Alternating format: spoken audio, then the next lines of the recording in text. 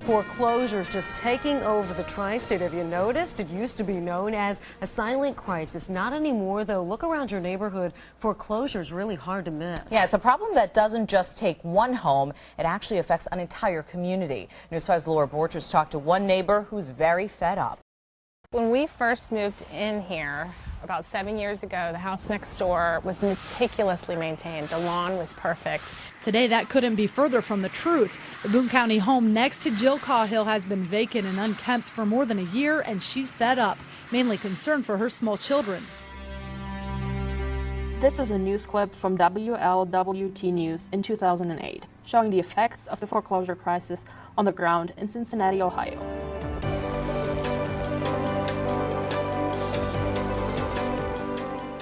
Today's podcast will dive into the period of 2008 to 2012 during the foreclosure crisis. We'll look at an overview of lending practices that led to high foreclosures, what really happened on the ground, and its specific impact on Cincinnati neighborhoods and families, as well as how different organizations and institutions stepped in to help. For a long time, the values of homes were increasing. Due to the financial crisis, suddenly house values started to drop.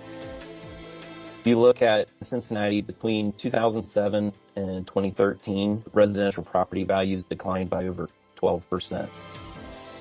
That's Andy Meyer, senior planner with the Ohio, Kentucky, Indiana Regional Council of Governments. He saw firsthand what happened to home values in the region. As a previous episode explained, the lead up to the foreclosure crisis was marked by changes in banking regulations and lending practices by financial institutions. Andy notes that the banking industry and Wall Street convinced Congress and federal regulators that it was okay to relax some of these restrictions. We saw entities other than banks originating loans. They were optimistic about the risks of their new investment products because over the course of history, housing values have rarely decreased, and the rate of foreclosures was predictable. But many homeowners ended up in high-cost, risky mortgages they couldn't maintain. As the number of foreclosures increased, they had a cascading effect on the economy as well as on housing prices. Suddenly, home values decreased dramatically and people were underwater on their mortgage. Valerie, Daley, Senior Program Officer of Local Initiatives Support Corporation of Greater Cincinnati, explains the impact went beyond individual homeowners. Some of the lending products were really creative and not so beneficial for neighborhoods. Andy Meyer explained that the neighborhoods hardest hit can be split into two types. The first were those with out-of-date housing stock, picture homes built in the 1950s that were smaller homes with dated features. These were typically lower income and minority neighborhoods. The second type were newly developed subdivisions like in Boone County, Mason, and Westchester. And there was a common thread between these. They tended to have higher concentrations of mortgages that were issued in the early 2000s. So mortgages that were done under the new rules and given out to lower qualified buyers. For many families, it didn't make financial sense to sell their house and lose sometimes a third or more of its value. Even after selling, they would owe the bank up to $100,000, and so instead, they began to walk away. These houses got foreclosed. It was very often the bank was the only bidder, so they would buy the property back for what they were owed and essentially pay themselves. During this flood of foreclosures, banks were not set up to take care of property. They would let the houses sit vacant, grass grow tall, and once there was a concentration of houses like these in the neighborhood, it began to affect the surrounding property values. This opened opportunities for institutional investors to step in and buy these vacant houses. Rust Belt cities were the worst hit. Cities like Detroit and Cleveland were constantly in the news for the number of foreclosures. Cincinnati obviously fared somewhat better than Cleveland or Detroit. I think part of it was Cincinnati is a more diversified economy. But still, Cincinnati, especially its west side neighborhoods, saw high foreclosure rates and numbers. Neighborhoods like Evanston, Westwood, East Price Hill were especially hard hit.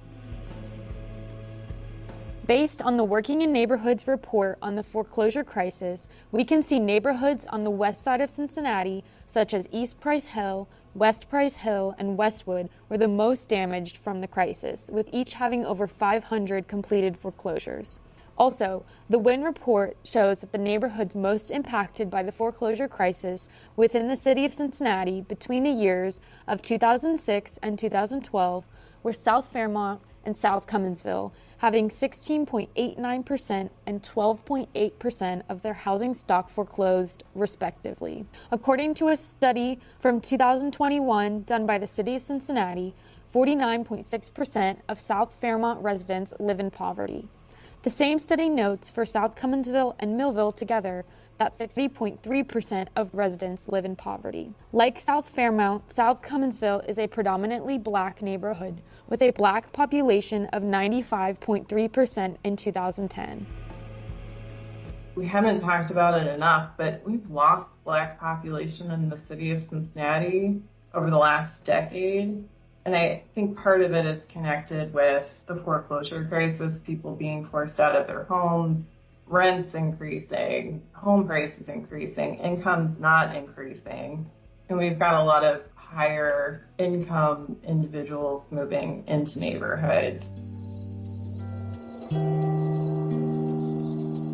Not only did these high foreclosure rates impact Cincinnati at the neighborhood scale, but think about the direct impact on families and individuals. You certainly have a loss of wealth, right? The home is probably the largest asset for the family, so they took a huge financial hit. Foreclosures did not only mean a loss of value for families, but also instability. Kids had to move school and lost stable surroundings. Valerie explained to us that the stress and anxiety that comes with foreclosure can lead to physical and mental illnesses. Achieving homeownership is kind of the American dream. So for those people that were homeowners that faced foreclosure, it's that being foreclosed upon sort of eliminates the possibility, I think, from the future. In the immediate aftermath of the foreclosure crisis, the Neighborhoods Stabilization Program, established by the Housing and Economic Recovery Act of 2008, allocated $10.5 million to the City of Cincinnati and Hamilton County. The city and county converted vacant and abandoned properties into affordable homeowner and rental housing and demolished blighted properties, which affected 621 foreclosed and unusable units. The NSP also allotted funds to the Cincinnati-Hamilton County Consortium, an organization which has completed multiple affordable housing projects in East Price Hill, Lincoln Heights, and Mount Healthy. I think there are a lot of entities not at the city that were supportive of families, especially and connected with the city, but legal aid and working in neighborhoods in particular. The city supported the efforts of legal aid to work with homeowners to avoid foreclosure. Beyond these local efforts, the Save the Dream Ohio initiative, launched by the Ohio Housing Finance Agency, financially assisted families failing to pay their mortgages by allotting over $570 million to households nearing foreclosure.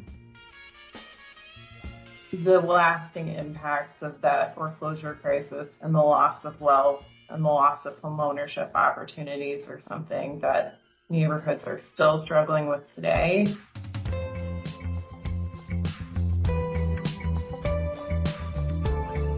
Thank you to our interviewees, Andy Meyer with OKI Regional Council of Governments and Valerie Daley, Senior Program Officer at LISC Greater Cincinnati. This podcast has been produced by Adnan Alfadhali, Joseph Kinski, Shane Stryler, Sydney Geckler, and Hannah Dahlke. I'm Hannah Dahlke. I'm Sydney Geckler. Thank you for listening.